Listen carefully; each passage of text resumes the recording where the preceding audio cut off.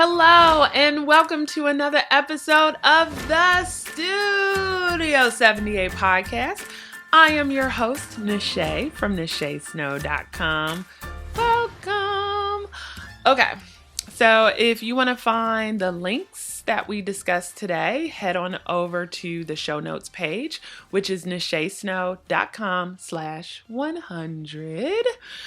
Oh my goodness. I have Monique on again. She was in episode 85. So once you listen to this episode, definitely go back and listen to episode 85 to learn more about her because she is amazing, which is why I had to have her back on for this very special episode. And this episode is special because it's 100. It marks my 100th episode, and it's the last episode of 2019 before we head into a new decade. Hello, 2020. Hello, 2020. And so I really wanted to make sure that this episode was super special and just kind of talk to you guys about all the things while also providing you guys some actionable steps to take so you can be ready for 2020 also.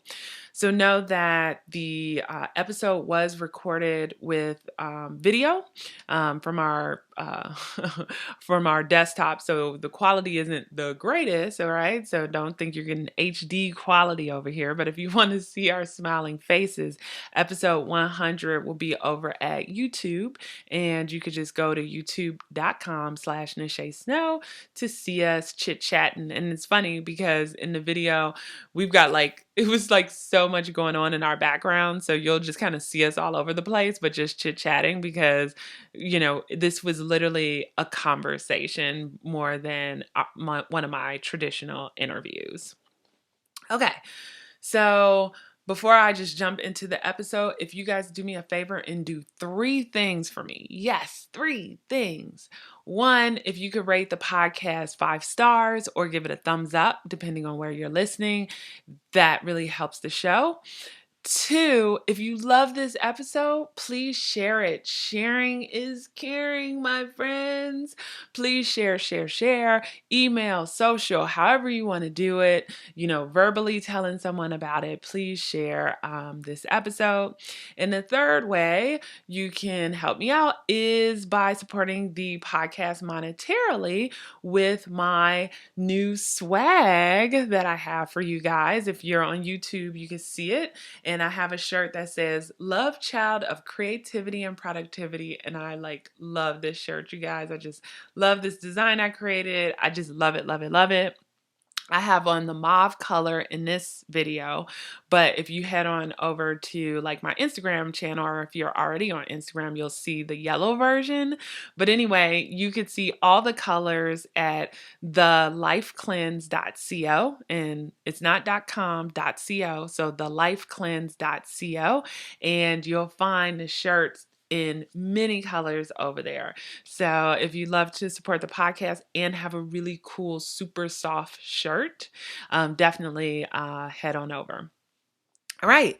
And just know that I'm going to just jump right into this episode because we talk about so many different things. But no, Monique and I recap 2019. We talk about where we want to go in 2020. We talk about pricing. We have a really long discussion about pricing and money mindset. And then we talk about how do you actually achieve the goals that you set. So we provide some really tangible things that you can do and that we're going to do in order to make sure that we hit our goals in 2020. And then we wrap up with talking a little bit about health. And there's some all kind of things in there because we're just chit-chatting away. But I really hope that you find it to be useful and inspirational. And we'd love to hear your thoughts. And we also have something we'd like you to do before the end of the year and post us in your pictures after you do the exercise we're asking you to do. So stay tuned for details on that. Anyway, let's jump right into this episode with Monique. And just if you want to learn more about her as you're listening, check out pimpyourbrilliance.com or her website, thestars.com. All right, let's get into this episode. Okay, people, I have Monique on. Thanks for coming back on, Monique. I'm back. I'm back. I'm back. I'm back. I'm excited to be back. I always love talking to you, so I always know we're going to have a good conversation no matter what. Well, it's so funny. This is like episode 100. And I'm like, okay, this is episode 100. It's like my mid-season finale. And we're about to go into a new decade, right? So I was like, okay, this Yes. should be about like 2020 and going into a new decade. And then I was like, oh, maybe I'll just talk to the people. And I was like, but I thrive on talking to other people. I wonder if Monique will come back on and talk to me Yes. Of course I about will come back on. 2020, right? um, but just so for all of you guys out there, check out episode 85 to hear like Monique's like full story. But just to give you guys like a quick synopsis on both of us, because I just want them to know, like, as we're going through our goals, how kind of like different our lives are, so that our goals will be a little different. So you guys, for me, I'm married, no kids, full-time job, and a side hustler.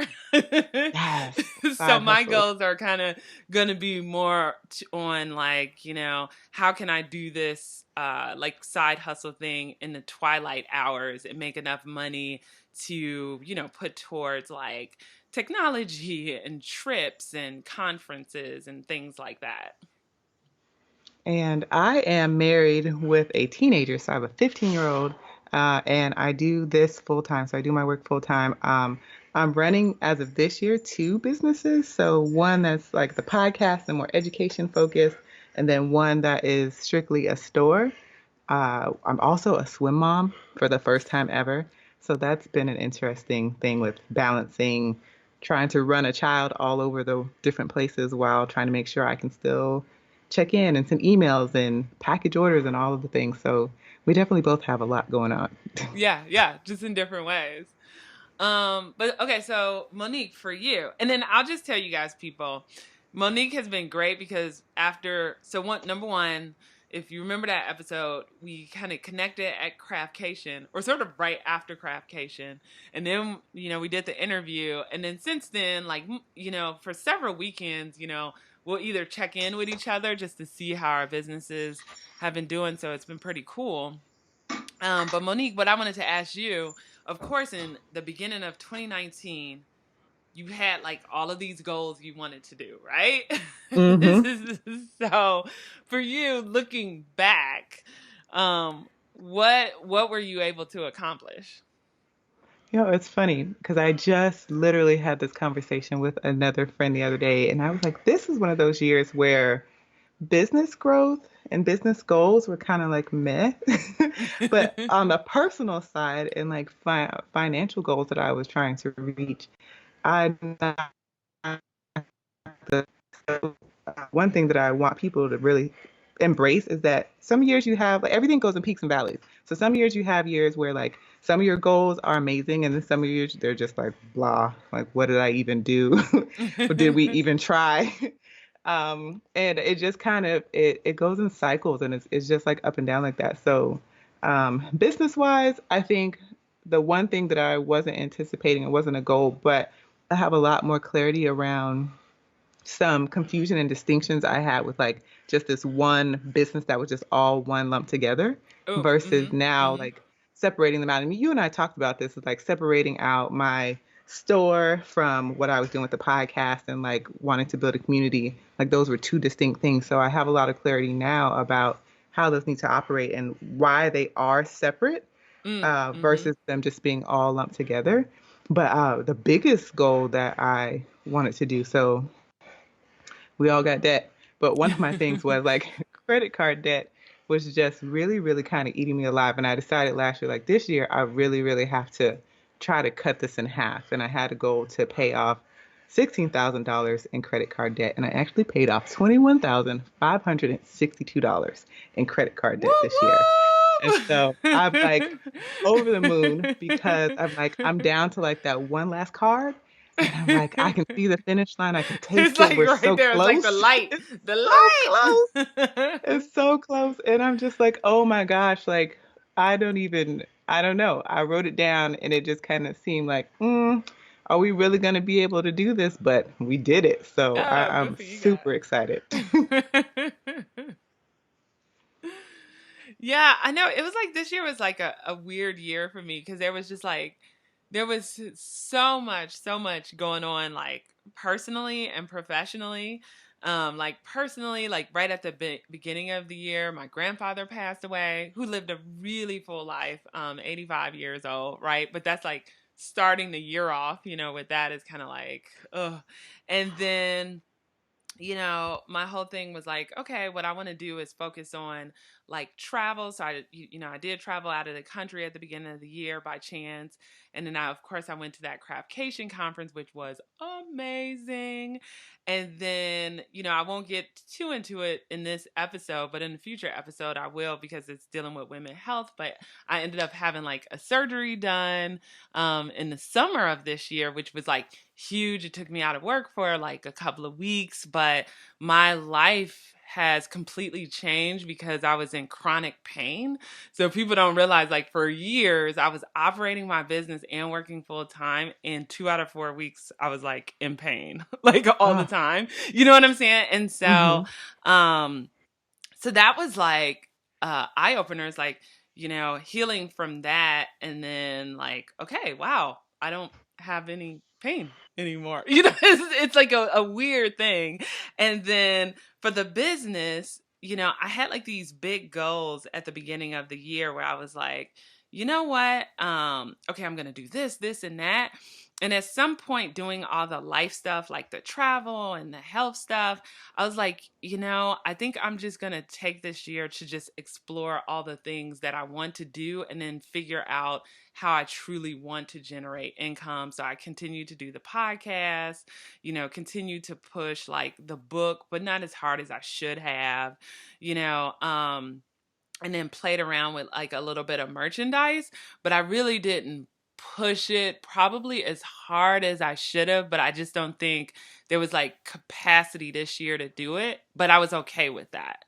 Mm-hmm. Cuz I think for me, because I have a full-time job and I get paid decent money, I had the capacity to say like if I'm not really generating that much income this year in my side hustle, it's okay for me to like make that a focus the next year, if that makes Mm-hmm. sense. Yeah. Yeah, that makes a lot of sense. So it was a crazy year. It was. It was. I mean, there were just so many things that happened, but I think, and I don't know, maybe your listeners might feel the same way, but do you feel like this was a year where like personal like stuff had kind of come front and like take the center stage and like 2020 will just be like wide open for what you can do with your business? For sure. Cause I felt like this year was me like thinking through um just like, okay, how do I take care of me? And let me figure out what do I want to do next. So I feel like this year was like a lot of self-reflection, a lot of experimenting, just a lot of like good stuff. But I feel like it has prepared me for 2020. Like I feel like my vision is a little bit clearer for the next year because I took this year to kind of explore like, well, what do I want out of life? You know what I'm saying? Like, what do I, Mm-hmm. I truly want to focus on or whatever. But yeah, so I just feel like this year was, yeah, it was just like a year of clarity and me figuring out like, okay, how do I take care of myself? Because I'm like a workhorse. Like I can work, and I might not realize like I'm in burnout mode because I like thrive off of productivity and getting things done. And I felt like this year I was just like, let me like make sure I'm taking care of myself more. So I am ready to go into 2020. Me too. I feel my grandmother keeps saying like our vision is going to be perfect in 2020, and I think I've been ready since November. Like I'm just like let's do it. Let's do it. I'm ready. I've been thinking about it. I've been setting goals. I've been making plans. Like I'm ready. Let's do it. Now watch once it gets here, I'm gonna be like, oh no, Oh everything, I don't my feel ready. God. Everything is crazy. But I do think that I am in a headspace where like I'm ready. I've thought about what I need to do, what pricing needs to change or be raised. Like numbers, like how many people do I need Yeah. in the community? At what point, at what price point to like hit the goals that I want? I'm fairly clear on like projects for next year. Like these are the things that I want to focus on, and I have started lining up accountability Mm. for some of the projects that I want to do. So I think I'm ready. I'm in a really good like mental space. I'm like, let's do it, and I'm kind of easing out of this year, these last few weeks, and really just trying to solidify plans and relax into that vision for 2020. No, I'm 100% with you because even like right now, my house is for sale because my commute, oh my God, people are going to cringe when they hear this, but because traffic has increased in like the DC area, because it's like DC, Maryland, and Virginia all together, sometimes it takes me 2 hours to get home, and usually it's an hour and a half. So that means 3 to 4 hours every day I'm in No, traffic. Yeah, I it's cannot. bad. It's terrible. So it's like I love my house. My house is beautiful, but you know, I'm like, no, I can't like my mentally, I'm like I have to move closer to work. And I actually think it will help too with the side hustle part because I'm always in DC anyway, and the creative community that I want to connect more with is actually in the DC area, you know? Mm, So I feel mm. like me putting our house for sale this fall, and we're still kind of like waiting for like that right buyer. So if you're out there and you want to move to Upper Marlboro, no, but we're still waiting for that right buyer. And but once that happens, like I feel like that is actually going to help me connect more with like the artists that I want to connect with. So let's maybe get into like just like specific goals for 2020. So Okay. what are some of the things that like you're like, okay, I kind of have used 19 to prep and get ready. So for 2020, like what do you plan on doing? Okay, so I 2020, several things. The first one is like for real, launch my community. I've been like dragging this whole beta idea for the past year, and now I'm at a place where I'm like, I'm ready. I feel solid in what I need to have for content. And I think like it's time. Let's do it. Mm, mm, Another thing is a book. So I think I talked about this when I was on here before about wanting to write a book, but I've been in this space of like, I know I can write a book and get it done and self-publish it, but I would really, really like to mm, query mm. it to an agent.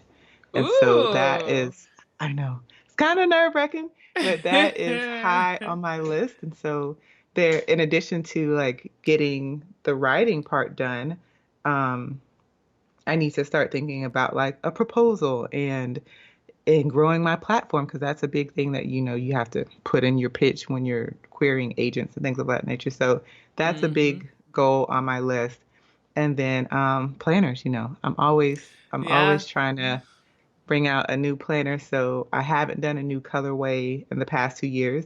So I want to do another design. I have ideas for more products. So those are the top three: community, book, and planners. Yeah. No, I like it. Yeah, I think for me, and I'm still narrowing it down, I'm actually going to use like Christmas vacation to like write it out even more because I've written it out in a journal. But because I'm going to do it in two part. One just for NacheSnow.com, which includes Studio 78. And then I'm going to do another for CreativeRoute.com, which is more my creative side where I'm making art and home decor. Mm-hmm. Because I really thought through, because I also have like a tall blog that's dormant, and then the like a fashion truck business, but one thing that I decided in the last month is I'm going to officially just sunset all the tall blog stuff. Sorry people who follow me here that Oh. follow me there, but I'm just like I haven't done anything with it, and it's just kind of not a passion of mine, and there's enough good resources out there for people. And even though the fashion truck stuff actually has the opportunity to be, lucrative and actually a great side hustle, I just feel because I decided not to do a fashion truck, me and my friend, that our passion for that isn't what it once was. And so Hmm. it's taking up time and capacity that I could be putting towards Nache Snow and Creative Route, if that makes Hmm. sense. And so for Nache Snow, one thing that I realized is I miss selling truly physical products. So I'm going to focus more on merch. So launched my t-shirts recently. Yay. I want to do some stickers because I'm a big time journal person. I already have like some mugs over there. Um, I do have an idea for a planner too, so we'll see how that goes. But then I also want to continue to promote just my journal, where it's like a discovery journal, and then I have Hmm. my course. So to me, all of those things, like if you're listening to Studio 78, you're gonna hear me push those because that's gonna what is gonna be what helps support Studio 78, those products. And only one is an online one, which is like making time for your passion, which is a course that I have. And then so the big thing is the creative route, because I had to make the decision like if I wanted to let that go, because when the laser place closed, I didn't have a place to do my laser cut light switch plates anymore. But what I decided is I'm gonna push hard for sales, so then I can purchase a home laser thing. Ooh, that would be so exciting, like a glow forge. Yes, that's Yeah. what. Yep. So, because I'm like, I love doing it. I still have people like every day signing up for my Creative Route newsletter, even though I haven't been selling things and I'm not active. So, I'm going to push sales hard. So, because what I want to do is I don't want to just pay for the Glow Forge out of the money I have now. I want to Hmm. like earn it. I want to, create merch that people love, use that money to pay for the Glow Forge. And then from Creative Route, what I think I'm going to try to do is become more of a diversity supplier and make art and decor that businesses will buy. Okay. Because one of my past guests talked about being a diversity supplier, and she said every big company should have a percentage, I forgot what percentage it is, of diverse companies that they're working with. And that includes like contractors to like artists. And so I Hmm. was like, I think I'm gonna try to get in that world and like make some art, make some more home decor, and pitch it to these businesses that are coming to DC. Oh, okay. So you got a lot. I'm so excited about this glow So forge. we'll see. We'll see. I think it's possible though. So I mean, so now this is the point where we have to start thinking like brass tacks and Right. what tactics and strategies are we implementing? Have you started thinking about like numbers and price points? Because like for example, I mentioned the community that I have. So one of the things that I had to go back and look at was like, what is the pricing that I'm charging now? And could that sustain me? Like if that had to be my main source of income, like could it hit my first, I'm doing like what's called good, better, best goals, Mm. which by the way, I'm gonna give you a resource to put in your show notes. Like if anybody has questions about like how to come up with their money goals for their business for the year, I took this class last year with this woman named Megan Hale. It's a free master class. Mm. And it was like the best thing ever. And I took it again like a week ago to go back over my number. It was just so good. Yeah. And I mean, it's one that I recommend to everybody because the process was so smart. But anyway, using that process, it made me realize like if I keep my price point the same, I need like X amount of more monthly subscribers than if I raise the price a little bit. And then I Mm-hmm. don't have to carry so many people. And so I kind of went back and forth about that for a while, but I was like, wouldn't it be nice to only have to need like 60 people versus 100 people? Right. 100 people is great, right? But I don't want it to be 100 at like my minimum amount, like my minimum viable number has to be supported on like having 100 members every single month because that's kind of a lot of people. To Um, maintain. Yeah. like 60 felt more doable. And it felt like a number that I was like, oh, that doesn't even seem like that's that difficult to get to. So have you started thinking about things like that? Like, where are we at price point wise? And like, how much do we need to start thinking about? We need to sell and all of that stuff. I have, and it's interesting because for like some of the past business, like even for find a fashion truck, I would have like a spreadsheet and I would have the money that, where we were spending on hosting because people don't know like you need to figure out what every single dime is is going right because we were Mm-hmm. spending money on hosting and in the beginning ads and this and that and then I would see how much money we were making from the ads from the fashion trucks plus the Shopify affiliates and so forth. So this business is the Nache Snow and Creative Route are a little different, but especially since I haven't done Creative Route in a couple of years now. But I have started thinking about that in the sense of for Creative Route, for example, when I was selling my light switch plates, the price point was about $30-ish, $30 to $40 for homemade light switch plates. You got to sell a lot of light switch plates to make money. And I was like doing them by hand, right? So the light switch plates are, um, still a fan favorite because people still email me about it. But like, I'm going to kind of do the calculations on how much should I charge if I decide to continue doing them by hand. And I'm also going to get a quote from one of the local vendors. And if they do them for me, how much would that cost? Because Mm-hmm. now it's not my personal time. So I need to do the cost analysis on that. And then also for the artwork that I was talking about, I'm like, I want to create like pieces that are larger, take more time. And I'm talking about $1,000 pieces, $2,000 pieces. So it's not Mm-hmm. going to be maybe affordable for, someone who's looking for like that $100 art, but it will generate more income faster because even if it takes me like a month to do a piece, if I could sell that piece for like $1,500, to me, that's I'm better off than like trying to sell like X amount of light switch plates and mail them out. And then, you know what I'm saying? It's just Yeah. like, it's too much, especially as a side hustle.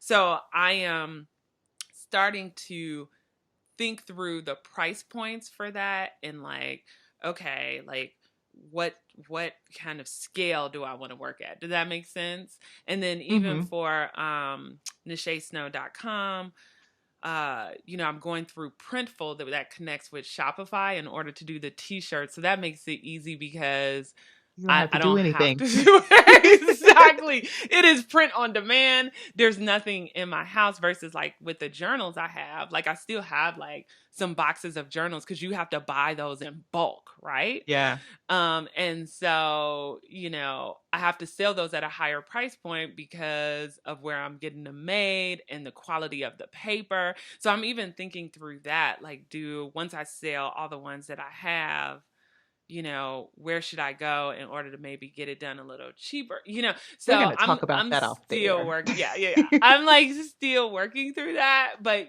you're right. Pricing it's so key and your time is key too, right? Yeah, especially if you are side hustling, like you don't have unlimited amount of time. I mean, if you have 4 solid hours a week, you can't spend 3 of those hours packaging orders because when are No, you going to get the rest of the stuff done? Like right. there's so many different little things that need to be done all the time. So you really have to have a good balance between like, is this worth the time? Is this worth the effort? Am Yeah. I pricing properly? And it's not, I see this conversation all the time. They're like, charge your worth and then add tax. It's not even about your worth. It's about like, is this a good value exchange? It's just a good energy exchange. Yeah, I Because I agree. mean, honestly, your time is priceless. So, and you are worth more than all of the gold on this planet. So like Right. that's not Tell them. even a good comparison. It's just like, is this worth the time? Are you getting the maximum amount of money that you can for the time, the effort, the materials that you put in this? Yeah, I agree, and it's interesting. I had started listening to this new podcast. I won't say the name of it, but it was interesting because it was like I felt like the lady who was hosting a podcast had this really negative view of money. So she has like this $1 million company, and she was saying that she only paid herself like $75,000 because um no one needs more money than that. And it was so I know I was like, but why? And it was like weird. I mean, her episodes are interesting because like I think sometimes her guests like disagree with kind of her philosophy on money, but that to me gets back to I think sometimes as I'm going to just focus on women, we're afraid to talk about numbers. Like, even what you were saying, I know some people out there are like, but we shouldn't charge too much because we want to make sure that people can afford it, or I don't want to seem greedy. I feel like for you folks out there, you need to change your money mindset. I always tell people there is money to be made in these streets because Hmm. you have something that people need in order to get them to the next level. So it's not slimy about like just trying to take somebody's money just to get money and, use it for your own personal gain. It's about like creating a product, pricing it accordingly because you are spending your time, effort, and sometimes money in order to create that product. And you're not going to be able to like do anything else if you're not making enough money, in order to like continue to do what you do. So I feel like there needs to be this change when it comes to like money mindset for a lot of us out there. I agree. And that this is something that I struggle with all the time because I sometimes I do get in this place of like, do I need to be charging this? But I think that there is a balance. Are there sometimes when I look at people's course launches and I'm just thinking like, do you really need to be charging that much for something that like you're not even offering any assistance with? Like it's just here's the Right. content and you're just Right. selling it like until whenever. And sometimes I feel a certain way about that. But one thing that has helped is realizing that at every price point, there's somebody who's priced out. And Right. that's just what it is. Right. I Like, agree. and that's just what it is. Like right now, the cost of my community is $30. And I already know for a fact at that price point, people are priced out. I know Hmm. they email me and we discuss it. Yeah. Um, and is there's not, I won't say that there's not a lot I can do about that. Obviously, I'm in control of the price, but I also have to realize like what I'm offering, the ongoing help and content creation, like that costs things. I still Hmm. have to pay the cost of like the membership company that I'm using. I'm still paying like an assistant to help me with things. I'm paying for services that I need to make the membership work more. So, I have to price a certain way to make sure that all of my costs are covered. Plus, I'm bringing in money because if you don't make money, you don't have a business. You have an You expensive don't. hobby, and you don't Right. want that. Um, but I think maybe instead of just holding on to like people can't afford it, I'm going to price lower. What if you turn that a little bit and you just think if I price appropriately, then I can afford to give when I feel like it's appropriate. So Mm-hmm. there are people Mm-hmm. who have reached Mm-hmm. out and they're like, I want to be involved, but like I really can't afford it right now. But do you think this would be a good investment? And I'm just like, I don't want you to have to think about do you buy like groceries this week or do you Right. pay for this thing? Like, I Right. don't want people to feel like they're in that place. But Yeah. a lot of times when people email me, like, if I think they're sincere, I'm just like, come in, like, come in. And here's how you can help me. You can give me feedback. You can tell me what's working, like what's confusing. You can participate. And if you at some point, like, you can't afford it, pay it forward. Pay for Mm-hmm. someone else to join. Like, there's ways around it, but I don't think that staying in this place of I'm gonna keep the pricing low so that everybody can come in. Everybody can't come in. There's always going to be somebody priced out. It could be $10 and there's going to be somebody priced out. That's just the way that it is. So Yeah. you as a business owner, you have to decide like where do you draw the line for that? And, when do you want to step in and give back to your community if that's something that's important to you? If people being able to get in and have access to the information that you provide, if that's important to you, then build that into your bottom line. I Hmm. can afford to bring like X amount of people in at no cost. Yeah. And I think what people, and when it comes to products, what people don't realize is, when I'm pricing like the journal or even the t-shirts, right? You have to think about, let's say somebody, your product blows up and a store wants to buy it and they're going to buy it at wholesale, which is 50%. Do you want to Mm-hmm. make 50 cents or a dollar, you know what I'm saying, off of that product, right? So I think sometimes people don't understand that there is a higher price point because of just how the industry works too. So Mm-hmm. it's like, I think that goes along with creating a pricing strategy and really thinking through that. Like, if you have a product, how much will a physical product, how much will it sell at wholesale? If you're like, for me, I'm thinking about like getting more into art. Well, art materials aren't cheap. Buying wood or moss or yarn or whatever else, if I'm buying premium or glass or, whatever product, that costs money. So you have to like calculate your time plus the products, plus the value of what you're creating. So it's just like people, as you're creating your plan, definitely don't sell yourself short, because I feel like there is always someone out there that will value your work at the price that you're setting it at, especially if it's a good product. I'm like, because like, right, you're right. Like, if there's like a course out there and they're selling it for $2,000 and it's junk, then shame on them, right? Right. But if they've been in the industry for a while and they're sharing all their secrets on how they became like a $500,000 business or whatever, then it's like, maybe it is worth it if like this person is sharing what they have gained over the last 20 years, right? It's like, because then they're adding value. But that is definitely something to think about. And what else do you think people should think about when it comes to executing their 2020 goals? So we've talked about thinking about pricing and then maybe checking out that course and doing like maybe a sheet to really figure out, their money goals and all of that. But what else do you do in order to like make sure that you actually implement the things that you say you're going to do? So for me, I think accountability is a big piece, is a really big piece that's overlooked a lot of times for people. And I think the clarity piece. So with coming up with any goals, money goals, whatever it is, there is a certain amount of like excitement just tied to like the idea of starting things, Mm-hmm. but that wanes over time. And I think a lot of people don't really lean into why they want the thing that they want.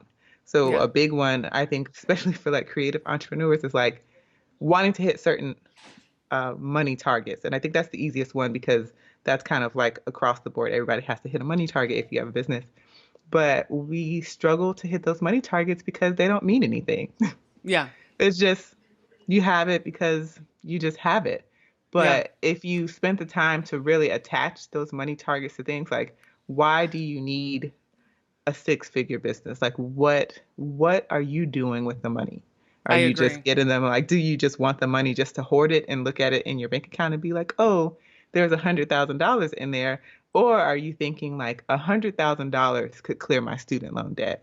A hundred Correct. thousand dollars could send my kid to college in 2 years. Correct. Like, what are you attaching your goals to? And it's not just money, it's just your goals, period. Mm-hmm. What are they attached to? Do you want them just because you saw somebody else online who wanted them? And then it's like, I want that too. Like that, it looks like they're having fun with that thing. I want it too.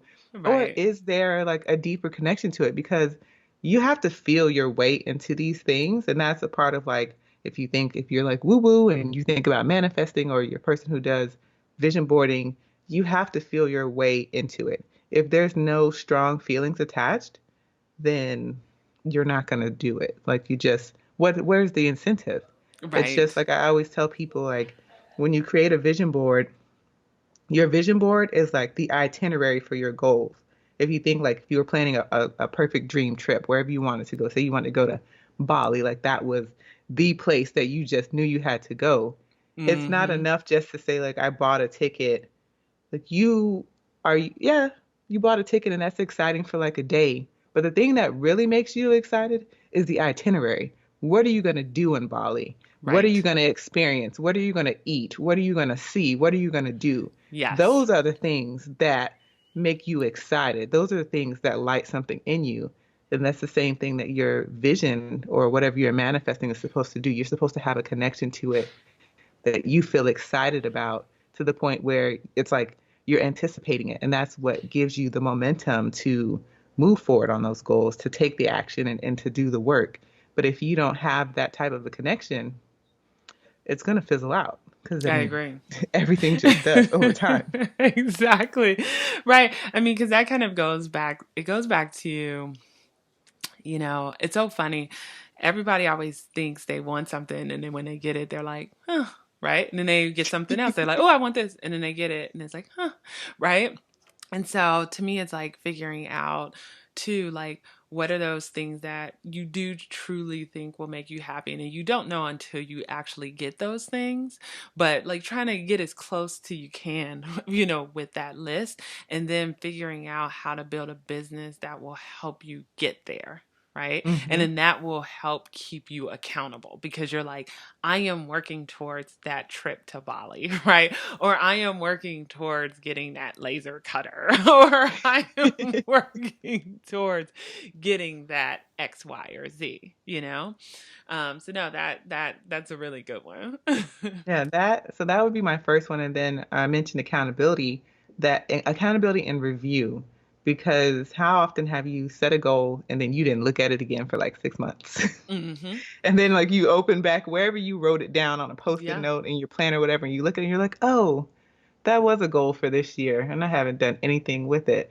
So you have to have some kind of system for review, regular checkpoints built in, and bonus points if you can tie that to some type of accountability. I think personal accountability is great, but let's be honest, we have all been raised in a way where we were managed. Like you go to school, your teachers manage you, you're at home with your parents are managing you, you go and you get your first job, you have a manager, so there's always somebody looking over our shoulder. But when you Hmm. have your own set of goals or your own things that you're working on, especially if you're a solo business, there is no one looking over your shoulder. It's all Yeah. on you. So if you can find a way to build accountability into what it is that you're doing or you're trying to do, that will help you go so much further. Because it's nice to have like Nache and I check in and I'm like, so what have you gotten done over the last couple of weeks? And it's like, Right. okay, so we're doing this. You're Exactly. checking to see if I did the thing, I know because you there was know. one time you were like, "Oh, what are you doing?" I was like, "Oh yeah, I was supposed to mail those books. Okay, I'm gonna mail those books today. Today, I'm going to mail those books. I'm gonna mail the journals to the stores. Like yeah, but Yes, because then somebody is like asking, so you're like, okay, I want to make sure I'm doing what I said I was going to do. Yes. exactly. So I think those three things, like really being clear and attaching whatever it is you want to something, having it have like a really, really clear attachment, an emotional attachment, having some type of review process in place just to make sure that you're continuing to move forward, and then accountability. I think if you can nail those three things, you'll be so much further ahead by the end of next year than if you didn't. Yeah. And I also want to point out, like for me, physically, like actually writing down my goals helps me accomplish them, which sounds really silly, but I feel like once I say them out loud and I write it down, it's like something in my brain is like, okay, Nashe, you need to work towards this, right? And so I really do encourage people to write it down and create some kind of system because you've heard even both Monique and I mention like a planner, right? So it could be a planner, a traditional planner, a bullet journal, something that kind of helps keep helps you keep track of your goals and what you want to do, and it allows you to see your progress, because I think seeing your progress too, like even on those days when you feel like nothing is happening, you can look back and be like, it's happening, but it's just so incremental and I'm just so deep in it. I just don't see it, you know? And so Hmm. I think having a planner or a journal to track those things is really key. And then, I would challenge everybody to do a vision board. I don't do, I think, a vision board in the traditional sense where it's like poster board and I get the magazines out and like that. My vision board is mostly like words, and drawings, and it's usually on a journal page, and then it's like showing me like, okay, what I want to do. Do you do a traditional vision board? I do, but I have some different thoughts behind what goes on a vision board and what doesn't. Yeah. So yes, I do a traditional vision board. I don't do a big, large one. I do smaller ones because I have it in my planner, the Visionary Journal. I have vision board pages in there, and my idea is like there's six major areas you're focusing on, and so I try to do six mini vision boards for those specific areas. But while I do like the idea of going and finding pieces, words, and pictures in magazines, that's not the main focus of my vision board because, again, we're talking about something that's going to give you emotional attachment. I'm not emotionally attached to other people's pictures in the magazines.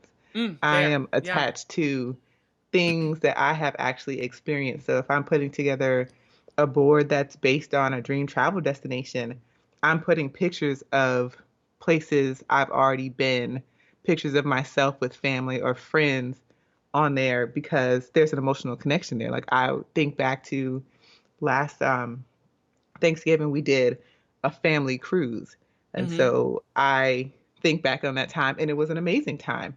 And I feel so happy and I smile every time I look at the pictures. That's what you want from a vision board. Like you want Yeah. to look at it and smile and feel something.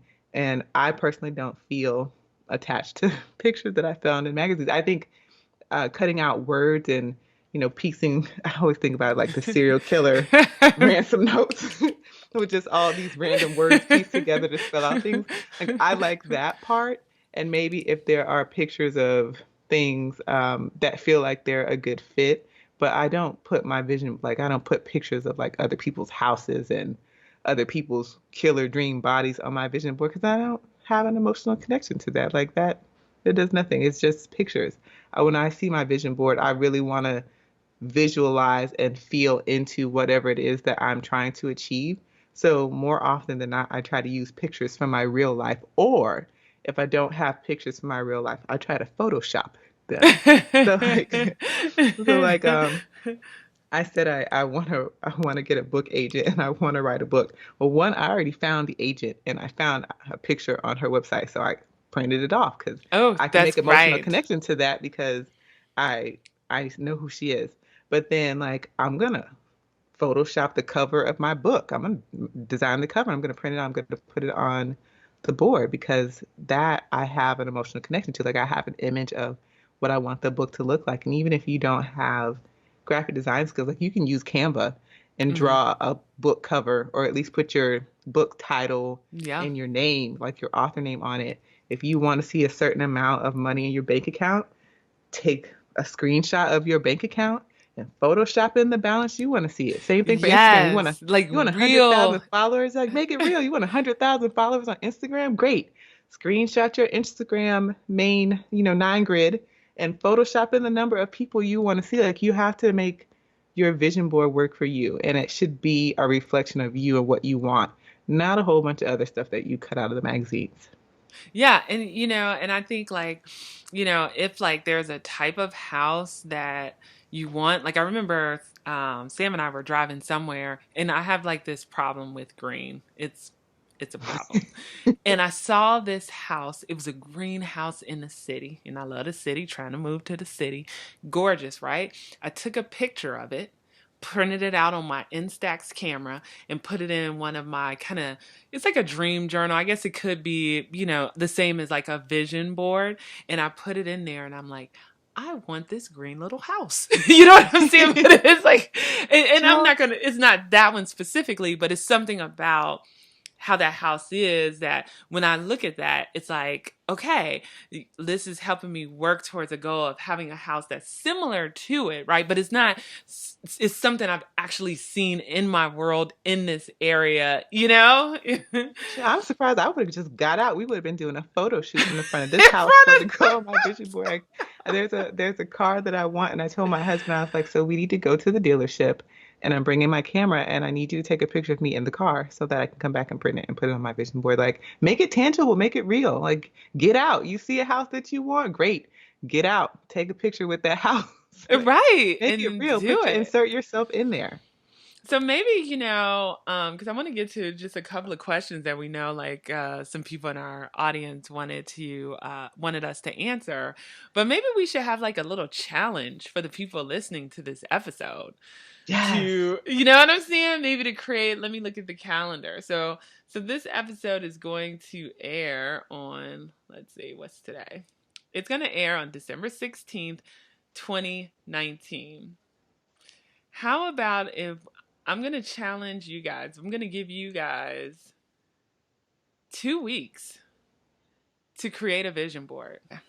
So yeah, so maybe we like challenge people to do like a vision board and then show us, maybe take a picture of it and tag us. Yes, Uh I would love that. So you you know? guys have homework to do. Get Homework, out there. homework. Get out there. Take some pictures of these things that you want. See yourself in the pictures and put together your vision board. Do Just do it. it. Just do Do it. it. Just do it, you know? I mean, I gave you guys to the 23rd, but drop dead date, I feel like it's December 31st. I mean, Yes, you have to have it done before the new year. do. My grandma coffee, and listen, everybody who knows me, they know about grandma coffee.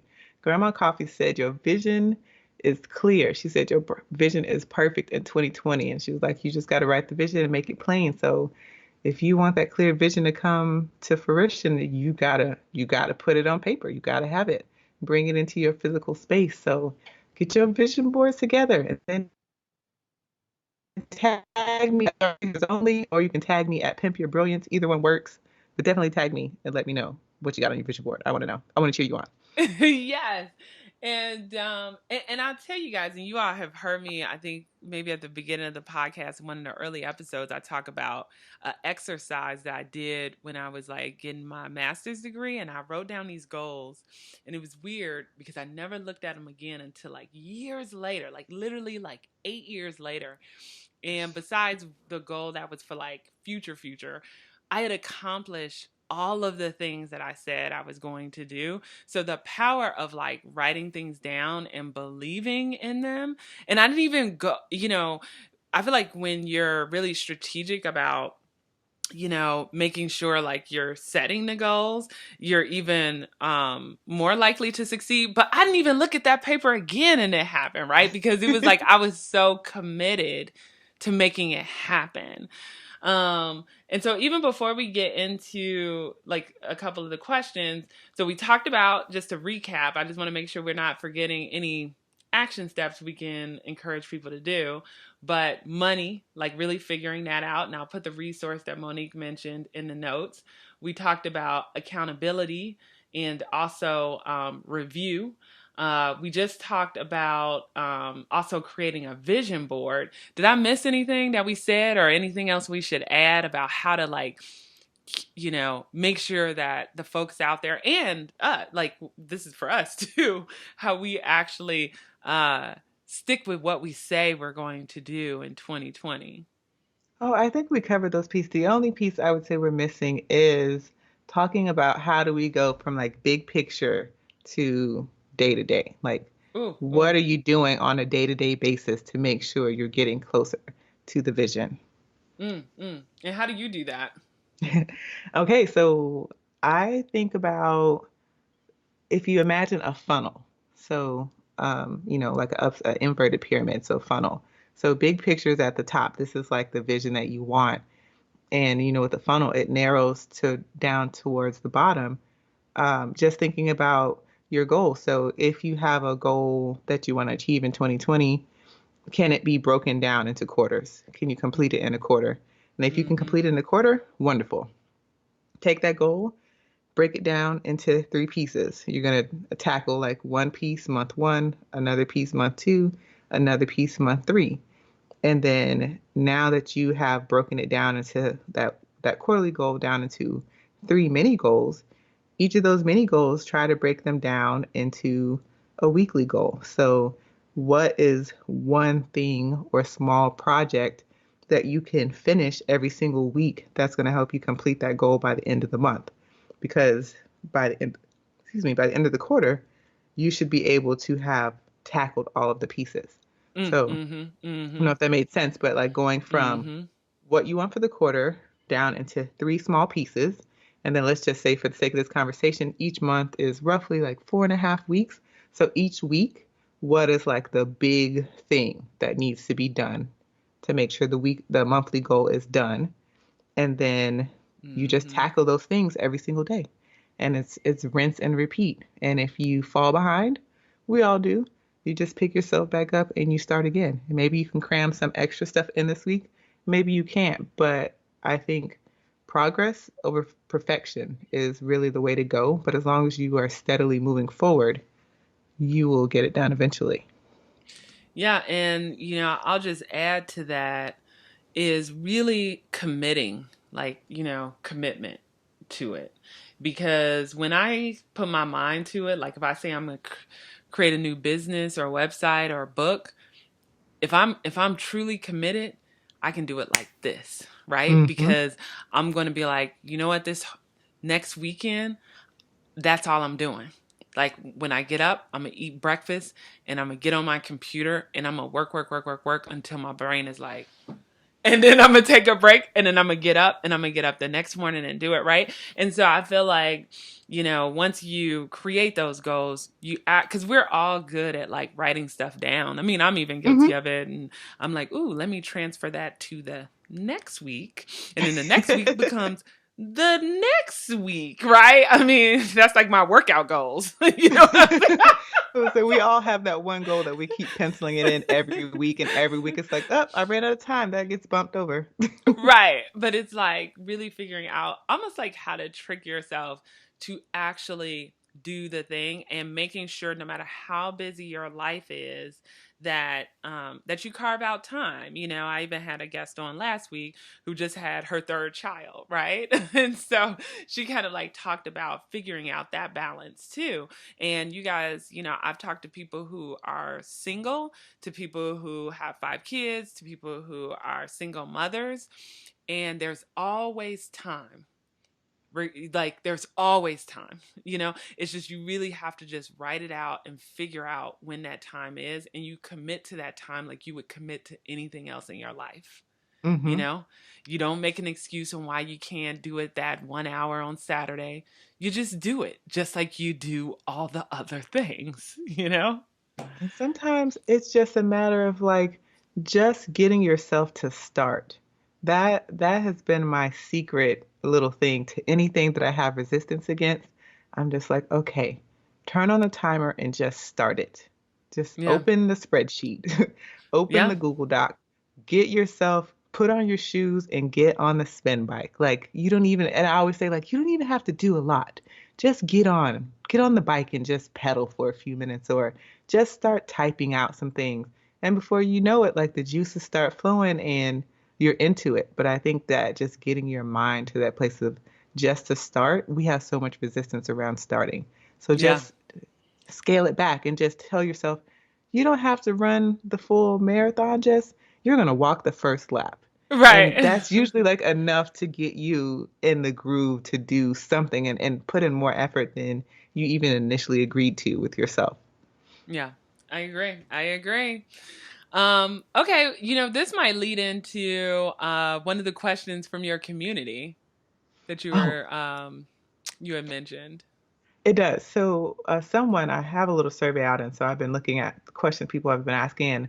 A woman was asking about, like, how do you see the long-term vision, and what about vision boards that flow quarterly and have monthly breakdowns. And I know you mentioned you had some ideas about that. I kind of talked about like um, a few minutes ago about just taking that quarterly goal and breaking it down into smaller chunks. And I think if you approach it that way, if you were doing a quarterly vision board, or even if you wanted to go the extra mile and do one monthly, you would take those same goals and build a vision around that. So whatever that quarterly goal was, you broke it down into three pieces. Well, there you go. You have three mini vision boards based on whatever those monthly goals are. And like vision boards, I want to say this, like they don't have to be a huge poster board. It can be a blank sheet of 8.5 by 11 paper, or A4 paper, or whatever paper. It could be a post-it note. I mean, if you feel like that can hold whatever you I need it to hold. agree. Yeah. It doesn't have to be big, but whatever it is that you want to focus on in that time, that's what you would put on that board. Yeah, and I don't, I was just like looking at where I think it's like in my book bag. But so I'm a bullet journaler for you guys who are familiar with that. If you're not, I've got many a post on bullet journaling. But at the beginning of every year, I guess my version of a vision board is when I start that journal out, or those first pages out of the year, I put on there what I want to accomplish. So it's pictures, illustrations, words. I even usually have like a little envelope, and I kind of put my big wish list in the envelope. So then at the end of the year, I can open it and see if it happened. Okay, I'm totally cheesy. But usually I have like that vision board part, like in the first few pages of my journal, like where I want to travel, what I want to accomplish for my business, and all of that good stuff. And then I feel like on a monthly basis, as I'm creating my spreads, but this could be done in a planner too, I'm then thinking about those yearly goals and then figuring out what I need to do for the month. And then as I create each week spread, I'm determining what are the little things that I need to do, in order to meet like the goal. It can get Hmm. confusing because it's like nested, nested, nested. And it serves me pretty good. Sometimes, of course, like most people, I get off track. So I always think like quarterly it's good to revisit it, because if it doesn't, you can get a little lost and forget what the main goal was, and then you go off on these little tangents, and you're like, wait a minute, I was supposed to be building my podcast, but instead I'm doing X. So it's like, I feel like once you get a Hmm. system, and if you stick with it, and then you commit to doing the things that you actually write down, then you can accomplish that. But I do it in a journal, whereas others might do it on a sheet of paper or a board or whatever. But you should do it in whatever platform makes you comfortable, in whatever platform you're going to stick to. And remember, it doesn't have to be pretty, it just has to be Nope. effective. Just has to be effective, and something that you're going to look at often. So if you're going to put it in a Yes. journal or wherever, it needs to be something that you're opening, you're handling often, so that it just doesn't end up on a shelf for you to Yeah. discover 5 years later, because I've done that before. Yeah, and because some people I know, I have my journal with me all the time, but I know some people love stickies, and they have like these neat little stickies organized, in different places or on their computer to remind them of what their big goal is, and they might have another sticky next to it to remind them of what their little goals are. So it's like and then I have a sticky underneath like my keyboard, literally, and that has like big things, like it says, I'm like, what does it say? Product and anthropology, successful book, and get on the Shark Tank. And then I Yes. have life goals: live by the water, get a boat, and buy a summer home. Yes, I love it. Like, so, but it's always with me. So I feel like as I'm typing, it's like right there. It's literally right It's right there, there. manifesting as you do your work. Yeah, but you're right. Like it needs to be, something that's tangible. Okay, so I had a question because I just did it 2 hours before this episode. So sorry, guys, if you're like, but had a question too. I'll try to do better. So someone had said or asked, what ways do you make space for your professional and entrepreneurial life? I mean, my professional life is my entrepreneurial life. I know But you yours know is what? I intertwined. But what I will say, and maybe this flies in the face of what people think is reason, but I think rest, if you Ooh. are going to be a professional and an entrepreneur, and these are things that are intertwined for you, rest, good, deep rest, because you cannot continue to keep up with all of the demands and be creative and be a good professional and whatever other things you have in your life if you are exhausted all the Mhm. time. So Mhm. I think that there's a huge need for more rest. And I would even make an argument that maybe when you have less time, that forces you to be more strategic about what you're doing with that time. So maybe putting some boundaries in place between your professional and your more so your entrepreneurial passions and like how that overflows into like your home life. Mhm. No, I agree. For me, it's a little bit cleaner to keep it separate. Like you guys hardly ever hear me talking about my 9 to 5 job because it is literally separate.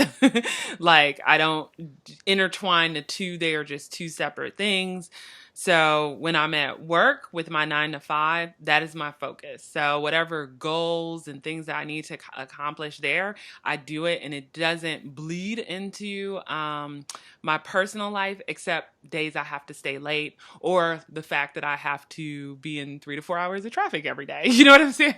Like that's the way it kind of bleeds into like the personal because now there's maybe more time taken away from actually being able to work on my side hustle and hang with like friends and family.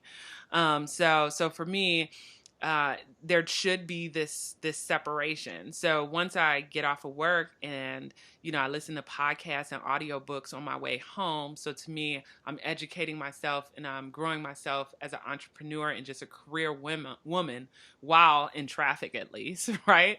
And then and then for my side hustle, because I do have a really demanding job.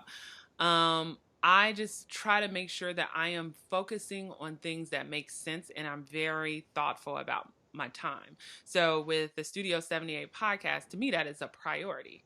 So what I try to do is I try to record as many episodes, you know, up front as possible. It doesn't always work, but then you can batch edit, and then I'll have like a month where I'm like, I don't even have to worry about this, right? So to me, finding that balance is creating processes and also like dedicating certain days and times to doing things. So then where your space is going to or where your time is going every day, if that makes sense. And Oh, making that sure makes that you perfect are sense. getting rest. Because if I'm tired after work, then I'm tired. Like that means I shouldn't be killing myself to do something for my side hustle, right? So I need to Mm, make sure that I find that balance, or my health is going to suffer. exactly. Hmm.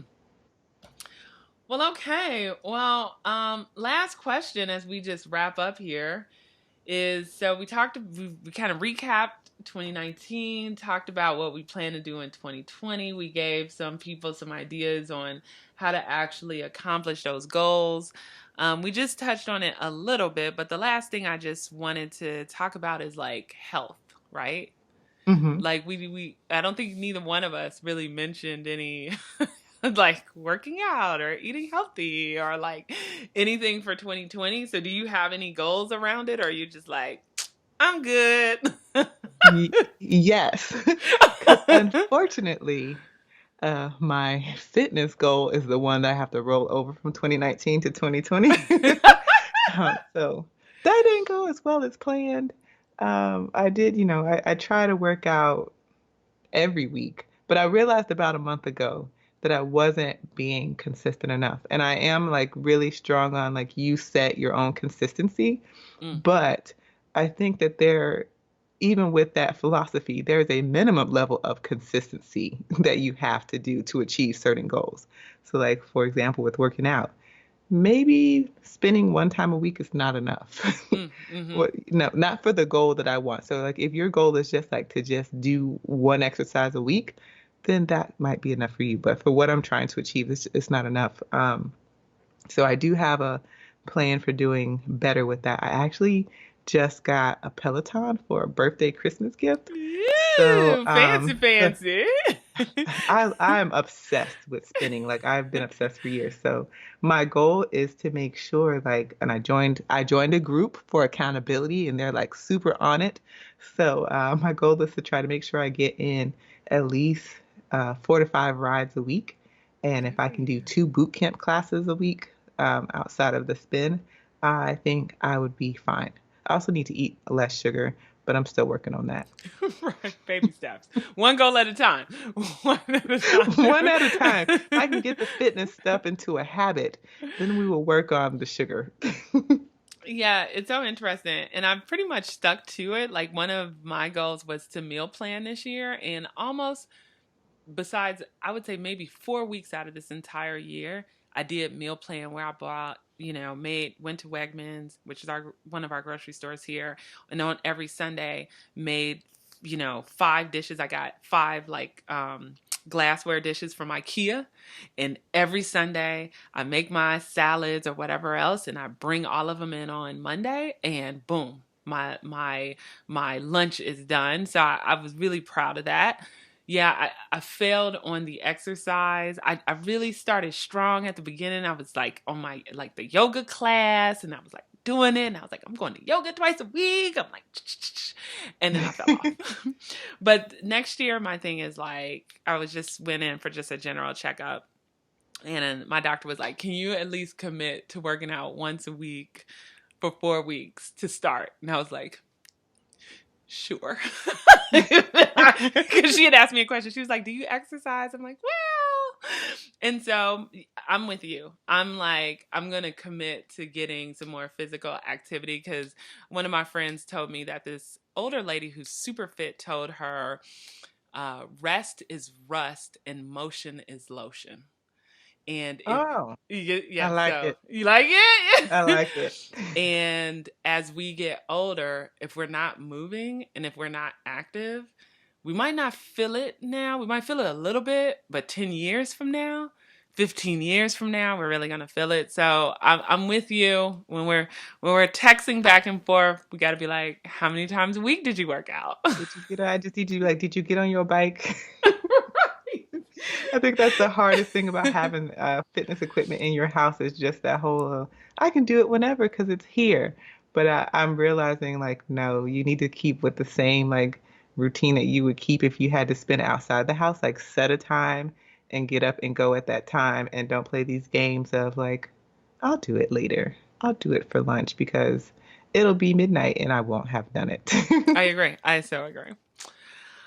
Well, Monique, I mean, man, we've chatted for a little over an hour. So yes, people, if you have stuck with us this long, then you are committed. You are committed to your Yes. goals for 2020. The vision is clear for The you vision already. is clear, and we want to see them vision boards, and however you make them, we want to see them in the month of December. But thanks, Monique, for just coming on and just chit chatting with me. You know, I love talking to you, so this was fun. You guys, please tag me. Let me see your vision board. I want to know. Did you do it?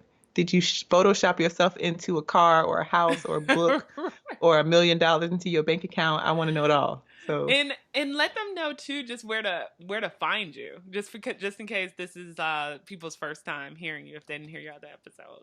okay, so you can find me on the internet at Keep Chasing the Stars. So I mentioned having 2 businesses. So the store is Keep Chasing the Stars, and Instagram for that is at Star Chasers Only. And then you can find me if you want to hear more of the random things that I believe and think and say. You can find that over at pimpyourbrilliance.com. That's also the podcast and the name of my Instagram handle, Pimp Your Brilliance. Perfect. Well, thank you, Monique. You're welcome. Sweet. Well, folks, I hope you liked this episode. Monique was absolutely amazing. It was a little bit longer than usual, but I just wanted to make sure that we got in all of the things in this conversation that we were having. So, thank you for listening. Please let us know if you find it useful.